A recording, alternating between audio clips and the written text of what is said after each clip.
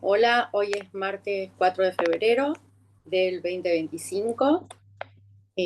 Voy a hablar de la parashá de esta semana, parashá Beshalach, que es una palabra de milagros, de fe, de gratitud. Es una de las parashiot más importantes del libro de Shemot. Es una porción de la Torá que narra el momento en que todos los hijos de Israel salen de Egipto, después de las plagas, después de que finalmente el faraón los deja ir, después de la última plaga de la muerte del primogénito, decide dejarlos ir, les permite salir, y en español Beshalach significa cuando envió. Al comienzo de la parashá leemos que Moshe, él mismo, estaba ocupado en una misión muy especial mientras todo el resto de los judíos estaban preparando las cosas para salir, ya a punto de salir. Él tomó como actividad propia, digamos, como un desafío, tomar los huesos de Yosef, que había muerto casi 200 años atrás, eh, perdón, más de 100 años atrás, no 200, 100 años atrás. Y antes de morir, Yosef le hizo prometer a todos sus hermanos y a sus descendientes de que el día que se fueran para Israel, iban a llevar sus cuerpos. Él no quería seguir enterrado en Egipto. Eh, Como virrey de Egipto, él no pudo pedir en ese momento esperar ser sepultado en Israel cuando muriera, como hicieron con Jacob. Pero ahí le hizo prometer a todos que lo iban a llevar. Y así fue. Cuando todos estaban ocupados preparando las cosas para irse, Moshe estaba muy ocupado con esta misión. Eh, Su cuerpo no había sido enterrado en el Valle de los Reyes, como todos los otros reyes y virreyes, en una pirámide. Sí fue el primer Yehudí enterrado en un cajón, porque lo embalsamaron y lo pusieron en un cajón de hierro, de metal, y lo tiraron en el medio del río Nilo. Entonces Moshe tuvo que rescatar ese cuerpo embalsamado del fondo del río. La Gemara dice que los egipcios, conscientes de que Yosef había salvado la economía del país, quisieron usar sus huesos como un elemento esotérico, como una, eh, no macumba, pero como un amuleto, esa era la palabra, como un amuleto, arrojando el cuerpo en un cofre de metal para que el cuerpo de Yosef bendijera al río Nilo. Lo mismo que cuando uno va a alguna fuente y tira moneditas para que se multipliquen en la fuente de Trevi y en otras tantas.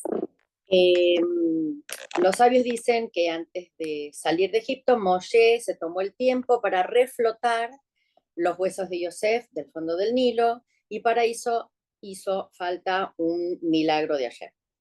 Finalmente, luego de muchos años de estar en el río, el cuerpo fue rescatado por Moshe y llevado por los judíos a Israel y se enterró en la ciudad de Shem, donde Jacob había eh, comprado el lugar para enterrar a sus hijos, en la famosa ciudad de Shem, que eran los que habían violado a su hija y demás.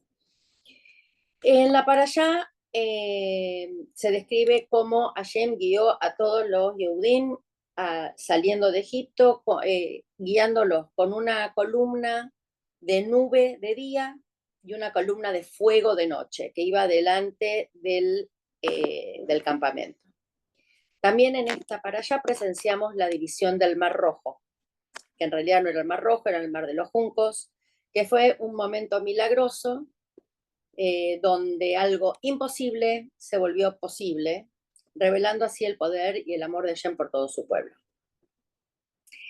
¿Qué es lo que pasó? Poco tiempo después de que el pueblo de Am Israel saliera de Egipto, obviamente el faraón se arrepiente y él los manda a perseguir, y va él personalmente, los manda a perseguir para forzarlos a volver. Llega un momento donde Amisrael se encuentra entre la espada y la pared. En realidad estaba entre el mar y el ejército egipcio. Y ahí cuando Am Israel estuvo parado frente al mar de los juncos, y no podían moverse para adelante, cada una de las tribus se quejó y decían, nosotros no queremos saltar al mar, pero un príncipe de la tribu de Yehuda, Nachshon, es el que tomó la iniciativa. Nachshon era el cuñado de Aarón. Cuando todos los demás vacilaron, era el cuñado de Aarón porque su hermana era la esposa de Aarón. Cuando todos los demás vacilaron, Nachshon saltó adentro del mar y empezó a caminar. Y en ese momento, Moshe estaba parado a un costado orando para que los ayude, Hashem los ayude. Ahí Hashem le dijo a Moshe, levanta tu bastón, levanta tu palo, estira tu brazo sobre el mar, y el mar se va a partir e Israel va a poder caminar sobre tierra seca. Cuando Nachshon siguió caminando y cada vez el agua le llegaba más alto y llegó al límite de sus fuerzas y el agua le tapó las fosas nasales, no cuando estaba acá, cuando el agua ya estaba por acá arriba y ya no podía respirar, recién ahí Hashem intervino y partió el mar. Esto nos enseña que Hashem no hace por nosotros lo que nosotros podemos hacer por nosotros mismos. Es decir, nos pide nuestro máximo esfuerzo y después recién ahí Él interviene. Interviene después de que hicimos todo lo que dependía de nosotros por hacer y ya no podemos más. Siguiendo al líder Nachshon, todo Am Israel entra al mar y empieza a caminar ya por tierra seca y fueron salvados, llegaron del otro lado. Nachshon fue recompensado con varias cosas. Primero, hubo 5 héroes de Israel que descendieron de él. El rey David, Daniel, el profeta, Hanania, Mishael y Azaria. Después, el eterno reinado de Israel fue dado a su tribu. Yehudá y el Mashiach también van a venir de su descendencia. La descendencia de Yehudá.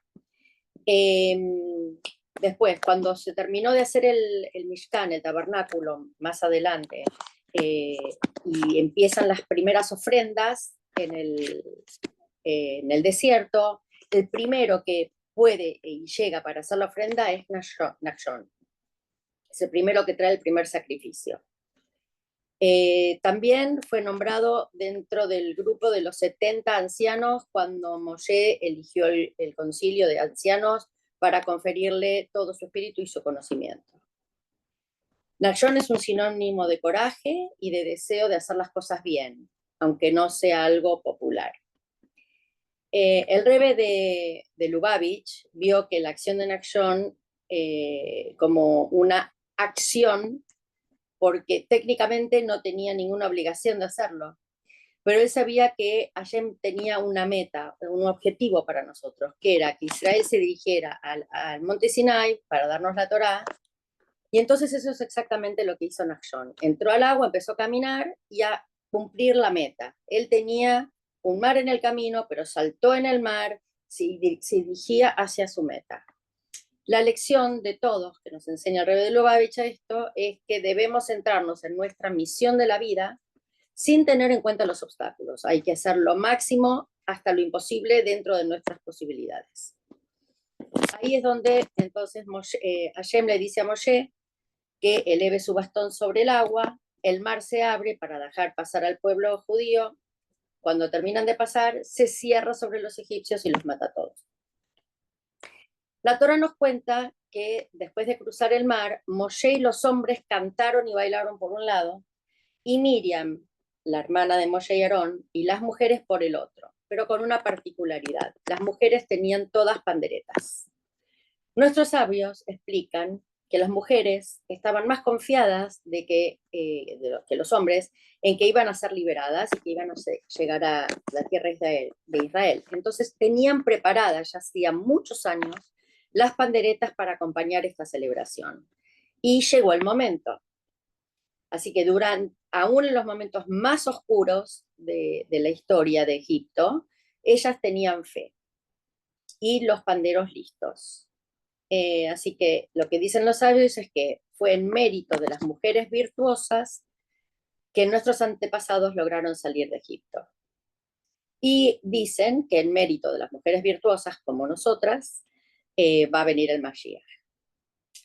Hay 10 datos importantes de Miriam para aprender. Miriam fue una de las 7 profetisas de la Biblia. Hay más de 158 profetas nombrados, hubo más, pero nombrados hubo creo que algo 178, pero mujeres 7, que fueron Sara, la esposa de Abraham, la primera matriarca, Miriam, Débora, que fue una gobernadora de Israel, Haná, que fue la que inventó la creadora, no inventó, la creadora de la oración en silencio pero murmurando, y la mamá del profeta Shmuel, Abigail, que fue una esposa de David, Hulda, que ayudó e instó al gobernador, al rey del momento, a reconstruir el segundo templo, y Esther, la reina de la historia de Purim.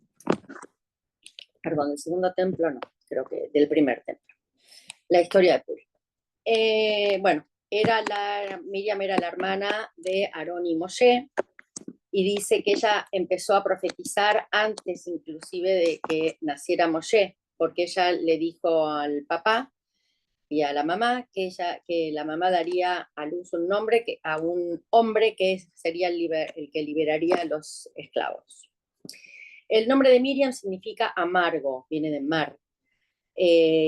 Porque le pusieron ese nombre reflejando la amargura que vivían y la opresión bajo la cual vivían los Yehudim esclavos en Egipto. También la Torá la nombra Puá, que esto ya lo vimos. Shifra y Puá eran las dos parteras hebreas que enfrentaron al faraón cuando les ordenó matar a todos los bebés varones judíos y de los esclavos judíos, y ellas se negaron y le decían que cuando ellas llegaban al parto, las mujeres hebreas ya habían tenido a sus bebés, que no las necesitaban. Dicen que Puá era Miriam y Shifra era la mamá, Yochebed, que la ayudaba en los partos. También ella es la que salvó la vida de Moshe, porque cuando la mamá Yochebed lo puso a Moshe de bebé en el Nilo, Miriam lo iba siguiendo escondida en los juncos, y vio cómo Batia, la reina, la hija del faraón, cómo rescató al bebé y le consiguió una nodriza para de amamantar al bebé, que no era otra que su mamá, ya que el bebé no quería tomar de ninguna mujer que no fuera judía, la rechazaba. Miriam también es la que, como dijimos antes, la que dirigió todas las canciones y los bailes de celebración al cruzar el mar. Y Miriam fue atacada con lepra, porque en un momento, después de unos años, Miriam y Aarón hablaron mal de la relación de Moshe con su esposa, con Zipora, cuando la deja Zipora para poder orar y dedicarse a las palabras de Hashem. Miriam lo critica a Moshe. Entonces, en un momento, Hashem los convoca a los 3 hermanos y les dicen, Hashem ahí le explica a Aarón y Miriam que Moshe era diferente a cualquier otro profeta y que sus acciones estaban justificadas. Ahí Miriam se enfermó de Tzarat, que es la enfermedad bíblica que afectaba a los chismosos. Es la lepra, es la famosa enfermedad que Hashem mandaba a los que hacían la Yonará. Y Moshe oró para que Miriam se curara, y todo el pueblo esperó en el lugar sin avanzar hasta que Miriam terminó la cuarentena fuera del campamento. Miriam no era linda, era bastante, dicen que tenía aspecto enfermizo y que no era agradable físicamente, pero que se volvió agradable y bella cuando cuando Caleb finalmente se casa con ella y la toma por esposa. También la Torá la nombra como Azubá o Efrata, que significa abandonada, porque todos la abandonaban porque no era linda. Y sí, se vuelve linda cuando Caleb se casa con ella, a pesar de su deficiencia física, digamos. Otro dato de Miriam: falleció 39 años después de haber salido de Egipto, el 10 de Nisan, y fue enterrada en la ciudad en el pueblo de Cádiz. Murió así como dice la Torá, con un beso divino, es decir, se quedó dormida y no se despertó. Y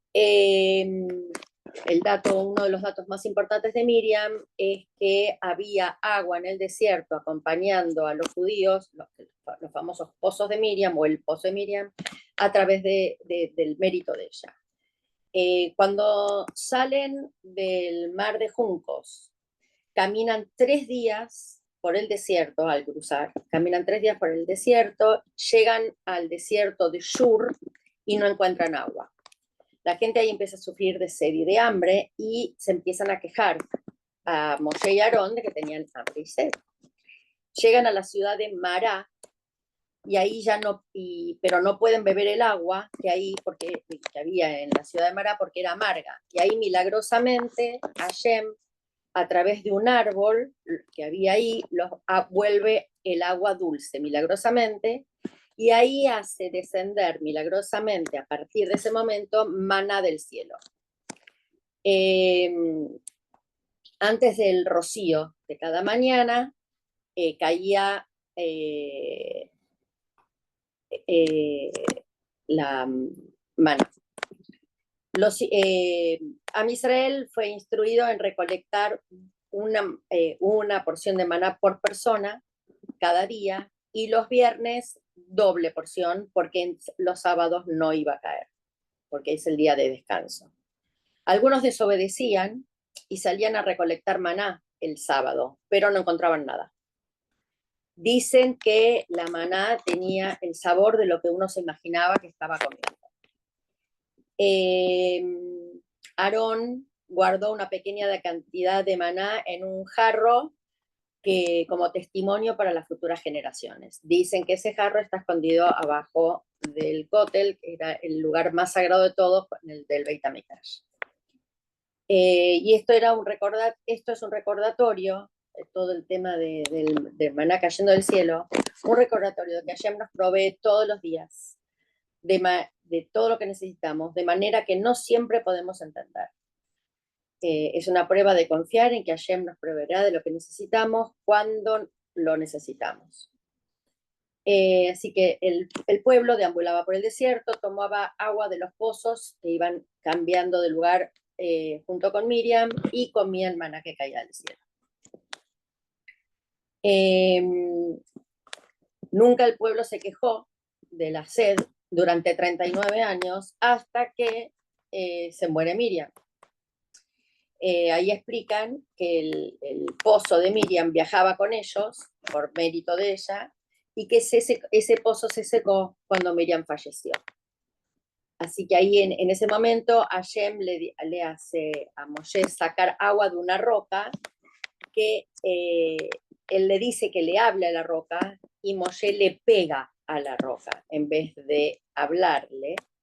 Y esto es lo que supuestamente sucede, que Hashem lo castiga con no entrar a Israel por haber golpeado la roca, por haber sido como testarudo y no confiar en él. Hashem le dijo: si la roca no la comparamos con el pueblo de Israel y no hace nada, yo no los golpeo para que hagan cosas, y vos golpeaste la roca. Bueno, finalmente esta parashá termina con la batalla y el encuentro con Amalek. Amalek era un rey, la gente eran los amalequitas, y vino a atacar al pueblo judío luego de haber cruzado el mar milagrosamente, y son atacados por la retaguardia. Atacaron a los más débiles toda la gente de atrás. Pero finalmente fueron derrotados por las plegarias de Moshe y el ejército que junta Yoshua. Dicen que cuando Moshe levantaba los brazos, ganaban la batalla. Cuando Moshe bajaba los brazos porque estaban cansados, estaba cansado, perdían. Entonces le sostenían los brazos para arriba y oraban, y así fue como ganaron. Amalek fue el primero en atacar a los israelitas, y gracias a este desgraciado hecho tuvo un lugar en la historia por toda la posteridad como el archienemigo del pueblo judío. Y todos los que nos quisieron matar a lo largo de la historia, Hitler y demás, son todos descendientes de Amalek. Amán, son todos descendientes de Amalek. De hecho, una de las 6 cosas que la Torá nos recomienda recordar constantemente es lo que nos hizo Amalek en el camino. Dice, lo que hizo Amalek en el camino, salido de Egipto, que te enfrió en el camino. Eso es lo que dice la Torá en esta parasha. ¿Qué representa lo que hizo Amalek para que sea tan relevante hasta este día, miles de años después? Lo que dicen los sabios es que Amalek no representa algo que pasó solamente en el pasado, sino también algo que sucede en el presente y que sigue vigente. La palabra Amalek tiene en hebreo el mismo valor numérico, 240, que la palabra Safek, que quiere decir duda. Y la esencia del objetivo fue y sigue siendo enfriarnos en nuestro entusiasmo por cumplir las cosas que Hashem nos manda. Él preguntó, ¿qué tiene tan especial lo que hizo Hashem por ustedes, de sacarlos de Egipto? Entonces, realmente lo que él quería era hacernos dudar de la magnificencia y el poderío de Hashem.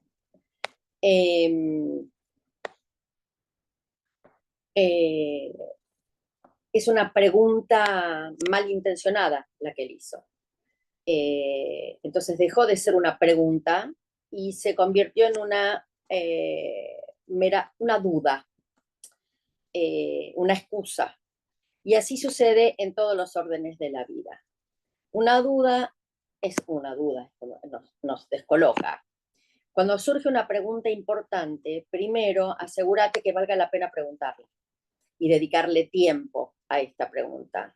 Porque una buena pregunta para hacerte en realidad sobre la pregunta misma es, ¿la respuesta a esta pregunta me va a ayudar a avanzar o me puede tirar para atrás?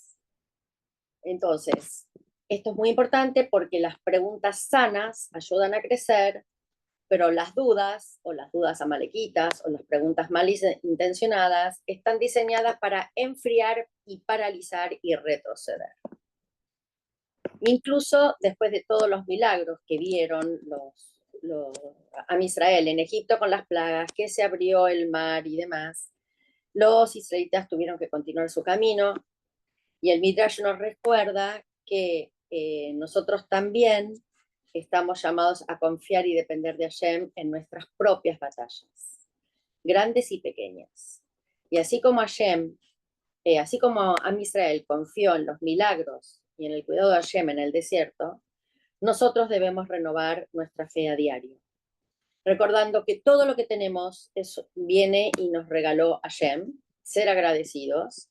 No importa cuán desafiante parezca el camino, siempre contamos con el apoyo de Hashem, esa es la emuná y el bitajón, y que siempre mi deseo es que siempre veamos los milagros de Hashem en nuestras vidas y caminemos con fe, con gratitud y confianza en que Hashem está con nosotros. Shavuot Tov, que tengan linda semana, nos vemos en la parashá que viene.